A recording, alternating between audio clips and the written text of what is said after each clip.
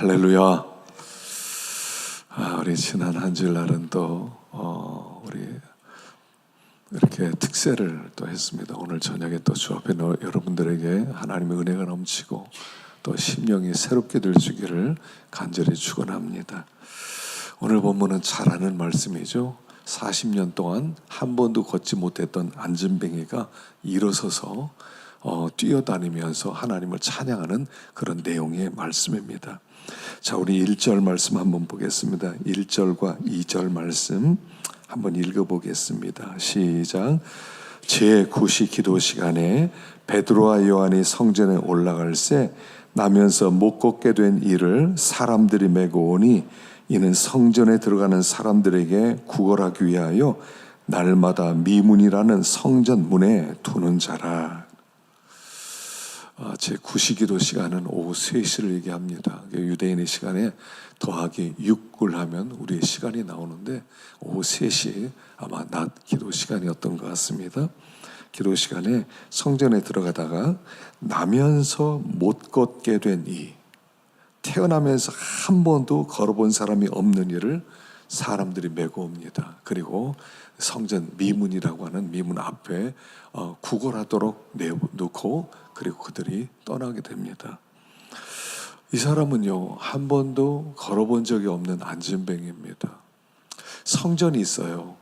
성전에 한 번도 들어가 본 적이 없는 사람이에요.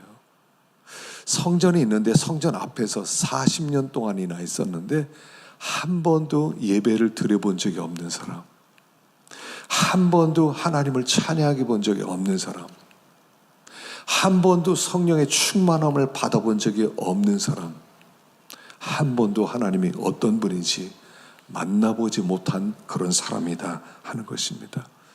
성전까지는 오긴 왔어요. 근데 매일 그 문 앞에서 있다가 그냥 돌아가는 그런 사람이었다는 겁니다.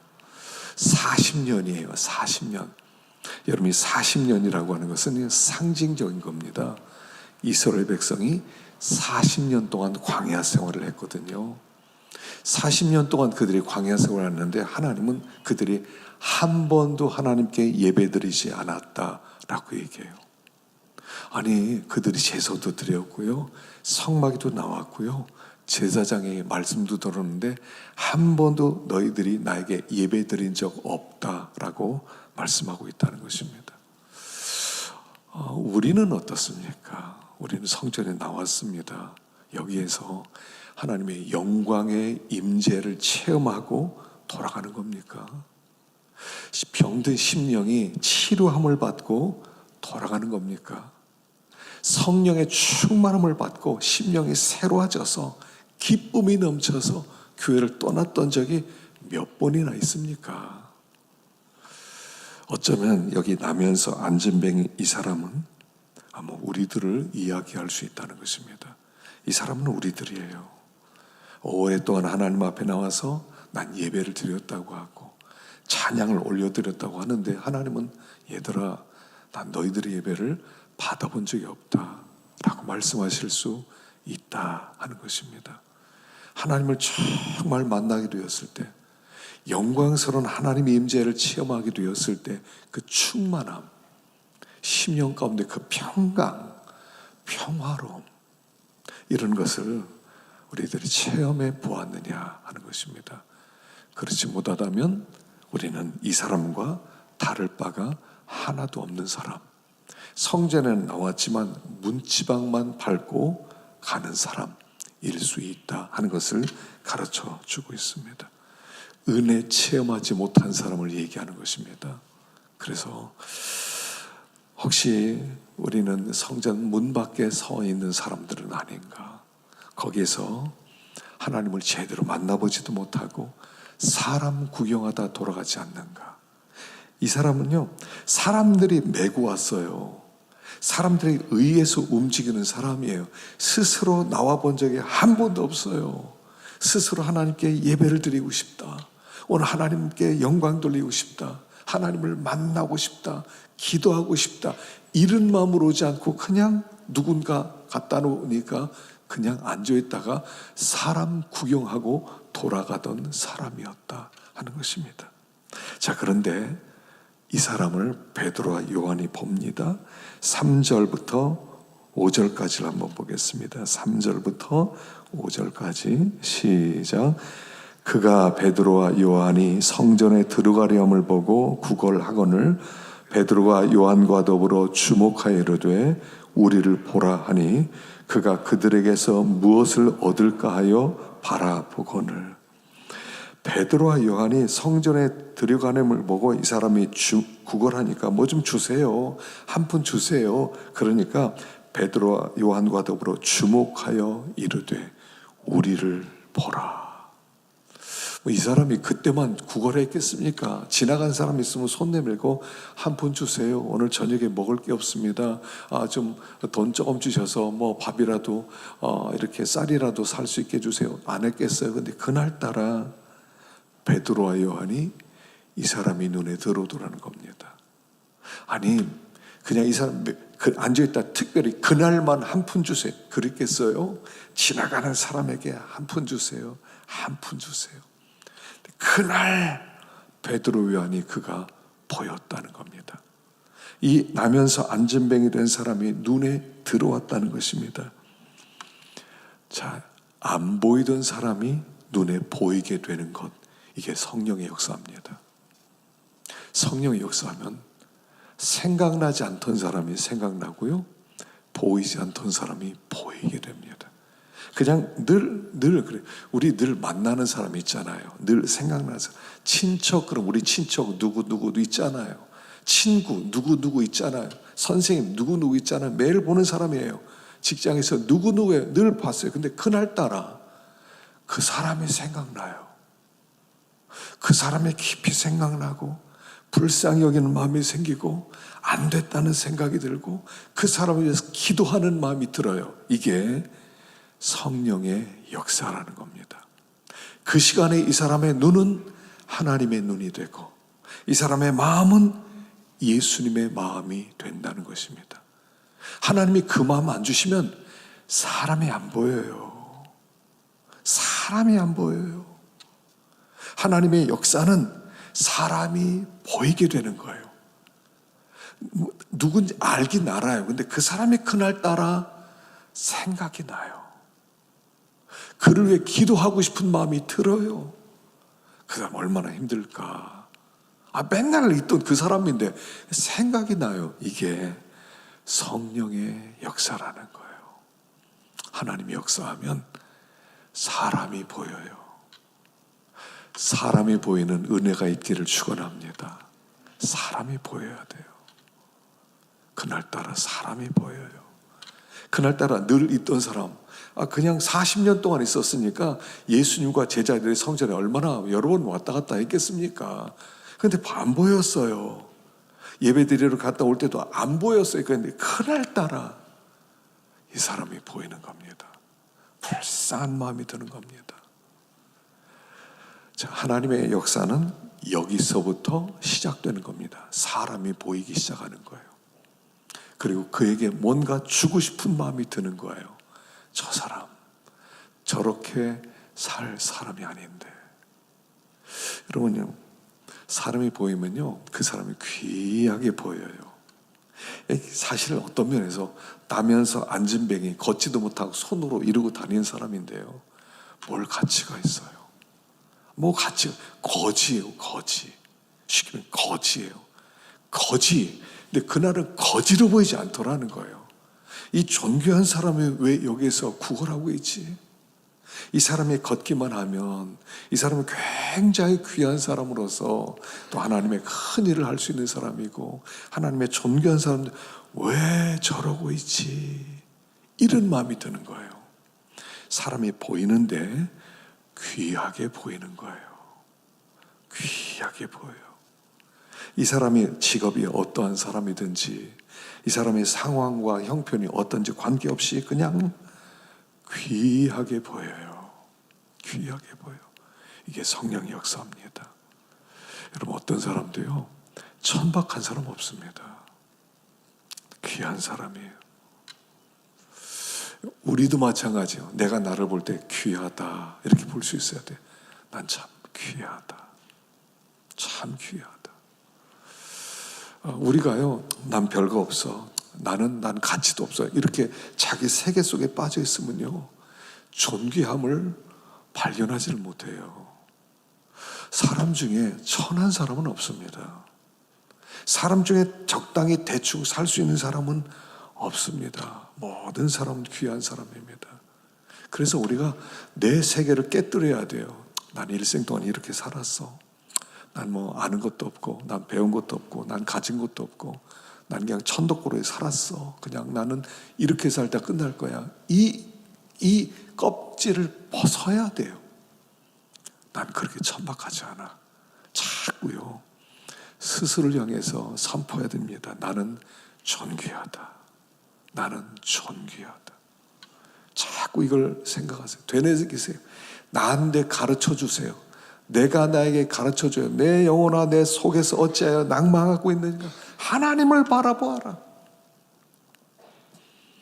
그 껍질을 벗으셔야 돼요. 우린 그렇게 천박하지 않아요. 하나님이 그렇게 보낸 사람은 없다는 겁니다. 그래서 베드로와 요한이 그를 바라보고 주목하고, 우리를 좀 보아라. 우리를 좀 바라봐라. 그리고 나서요, 이렇게 말합니다. 5절, 6절 읽어보겠습니다. 시작. 그가 그들에게서 무엇을 얻을까 하여 바라보거늘 베드로가 이르되 은과 금은 내게 없거니와 내게 있는 이것을 내게 주노니 나사렛 예수 그리스도의 이름으로 일어나 걸어라. 할렐루야. 우리 6절 이거 우리 암송합시다. 6절 다시 한번 읽어볼까요? 시작. 베드로가 이르되 은과 금은 내게 없거니와 내게 있는 이것을 내게 주노니 나사렛 예수 그리스도의 이름으로 일어나 걸어라. 한번 해보십시다. 이거 외울 수 있을 거예요. 우리가 많이 들었죠? 다시 한번 읽어봅시다. 시작. 베드로가 이르되 은과 금은 내게 없거니와 내게 있는 이것을 내게 주노니 나사렛 예수 그리스도의 이름으로 일어나 걸어라. 한번 해볼까요? 우리 선포합시다. 한번 해보십시다. 시작. 베드로가 이르되 은과 금은 내게 없거니와 내게 있는 이것을 내게 주노니 나사렛 예수 그리스도의 이름으로 일어나 걸어라. 자, 보십시다. 은과 금은 없다. 은과 금. 지금 이 거지가 우리 좀 바라보라. 사실 이 베드로와 요한이 이거 대단하죠. 우리 바라봐라. 뭐 돈이 좀 있고 좀 주머니가 두둑하면 우리 바라봐. 뭐 좀 줄게 이럴 수 있어요. 근데 돈 한 푼도 없어요. 우리 바라봐. 그리고 나서 난 돈 없다. 은과 금 없어. 근데 나에겐 예수의 이름이 있어. 일어나 걸어라. 와, 이 권세가 어디서 온 겁니까? 이 권세. 나 돈 없어. 그런데 돈보다 더 귀하고 더 능력이고 더 큰 걸 줄 테니까 나사렛 예수의 이름으로 일어나 걸어라. 권세죠. 이거 어디서 왔습니까? 그랬더니 막 발떡 일어나. 이 권세 어디서 왔어요? 이 권세가 1절에서 온 거예요. 제9시 기도 시간에. 여러분, 누가복음과 사도행전을 보면요, 누가라는 사람이 기록했거든요. 근데 그 핵심이 뭐냐면 기도예요. 누가복음은 시작부터 기도예요. 사도행전도 시작부터 기도예요. 그들이 전혀 기도에 힘쓰니라 이렇게 시작해요. 그리고 그 기도로 새로운 세계가 열린다는 게 사도행전과 누가복음이에요. 기도로 열린다는 거예요. 그들이 이렇게 안진뱅이를 고칠 수 있었고 이 담대할 수 있었던 이 권세는 기도의 권세였다는 거예요. 그들은 기도하는 사람이었다는 거예요. 기도 시간에 성전 가다가 이 역사가 나타났다는 거예요. 기도 없이는 이런 권세가 주어지지 않는다는 거예요. 나 돈 없어. 세상에서는 어떻습니까? 돈 없으면요, 힘 없어요.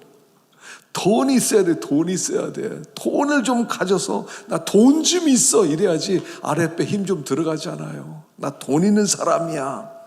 어디 가더라도 나 돈 있는 사람이야. 그래야 되잖아요. 근데 나 돈 없어. 이거 어떻게 이렇게 얘기를 해요? 돈보다 더 큰 권세가 있기 때문에 내게 있는 것으로 내게 주노니.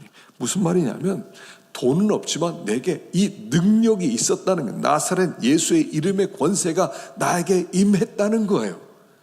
언제 임한다고요? 기도 시간에 임하는 거예요. 여러분, 기도는요 속일 수가 없어요.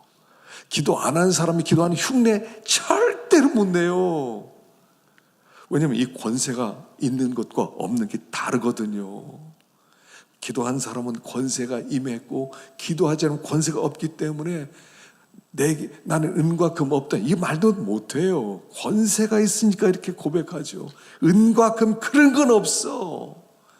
근데 내게 한 가지가 있지. 나사렛 예수의 이름에 권세가 있어. 그래서요,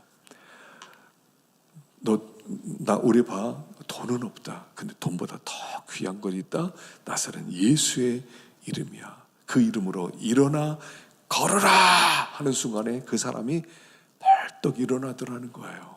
벌떡 일어나요. 예수의 이름의 권세가 그 시대에 역사하더라는 거예요. 이 안진뱅이를 고친 사람은 누구예요? 베드로와 요한이에요? 아니에요. 예수의 이름이 그를 낫게 하는 거예요. 예수의 이름이. 우리가 어떤 기적을 하는데 그건 누가 개인이 하는 게 아니에요. 어떤 개인이 자기 힘, 능력으로 어떤 사람을 일으키고 이런 게 아니에요. 그 나중에 11절부터 쭉 설명하잖아요. 사람들이 막 놀래거든요. 안진뱅이가 일어나니까 막 놀랍니다. 그래서 베드로와 요한을 막 붙잡습니다. 당신 누굽니까? 그럴 때 베드로와 요한이 얘기합니다. 왜 우리 붙잡느냐? 우리가 한 게 아니다. 나사렛 예수의 이름이 이 일을 한 것이다. 그분은 지금도 이름이 있는 곳에 그분은 역사하고 있다. 그가 일으켰다 라고 얘기하는 거예요. 우리는 능력 받아서 그 능력으로 내가 뭐 써먹는 이런 게 아니에요. 내 안에 주님이 임재하셔서 그분이 나를 통해 나타나는 것뿐이에요. 나사렛 예수 그리스도의 이름으로 일어나 걸어라. 그러니까 벌떡 일어나서 걷더라는 거예요. 하나님이 그들과 함께 있어서 역사를 일으켰다는 거예요. 지금도요, 예수의 그 이름을 힘입는 곳에 이런 역사가, 이런 기적이 나타날 줄로 믿습니다. 나타나야만 합니다. 오늘 우리 시대에 우리가 너무 연약해요. 너무 연약해. 지식밖에 없어. 주워 들은 것밖에 없어. 그러나 기도는 없었어요. 간구가 없었어요. 주님이 역사하지 못하게 어쩌면 우리가 그분의 손을 붙들어 맸어요. 그러나 지금도 하나님 앞에 그렇게 뜨겁게 기도하고 하나님 앞에 간구할 때 하나님은 지금도 그 이름의 능력으로 이런 역사를 일으킨다 하는 것을 보여주는 것입니다. 자, 그리고 나서요, 여기 7절부터 10절까지 읽어봅시다. 7절에서 10절까지 시작.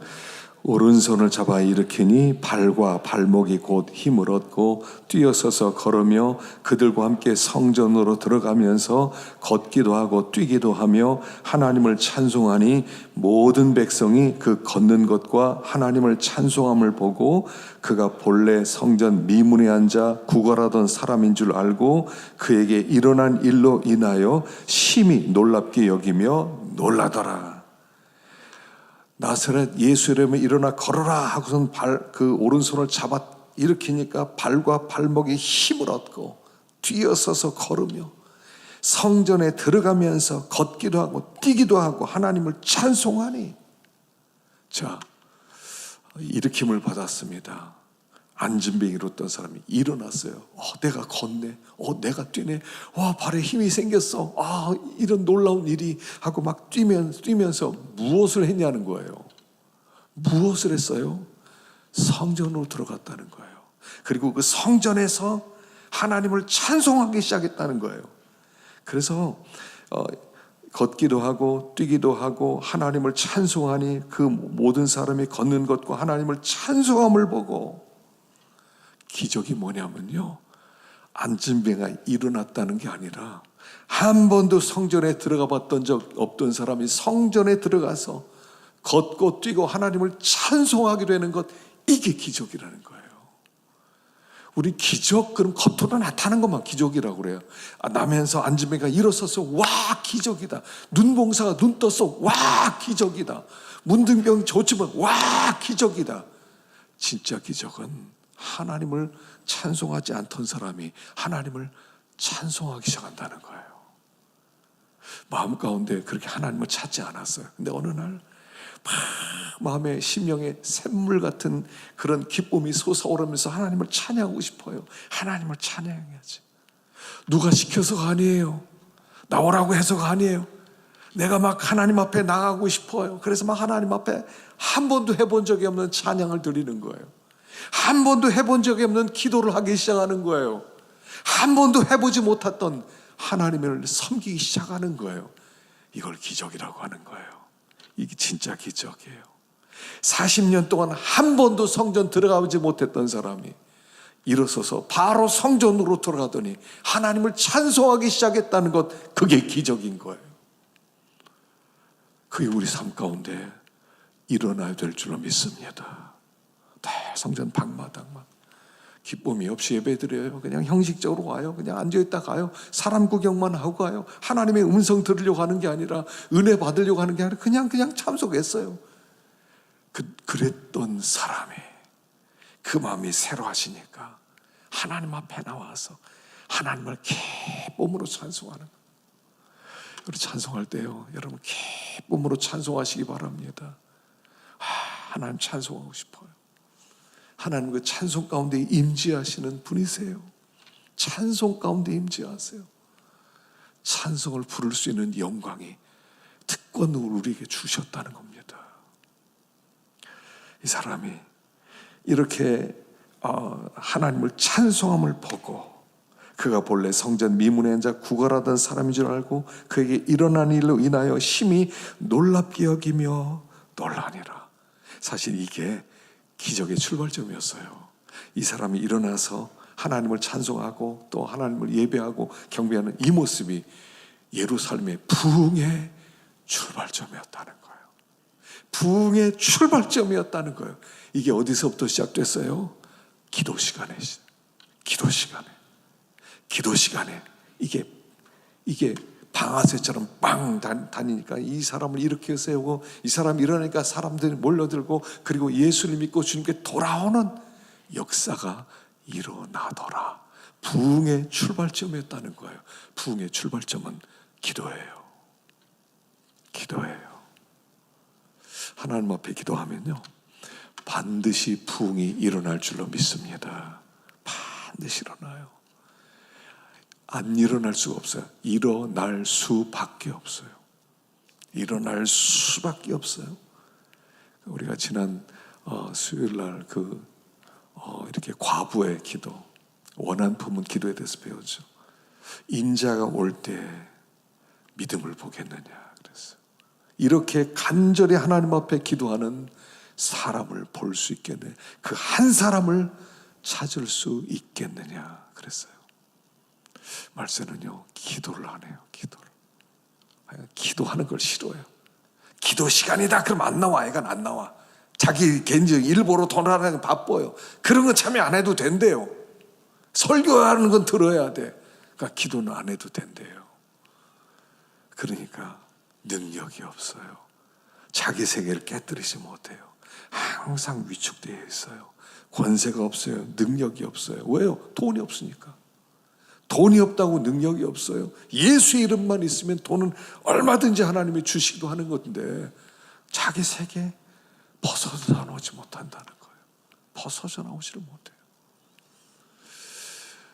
하여간 기도 시간에 하나님의 부흥이 시작되었다는 것, 우리가 깨닫고요, 열심히 기도의 자리로 나가시고, 또 하나님의 긍휼하심을 힘입고, 또 권세 있는 진정한 자유를 누리는 그런 복된 성도가 되기를 축원합니다. 기도하겠습니다.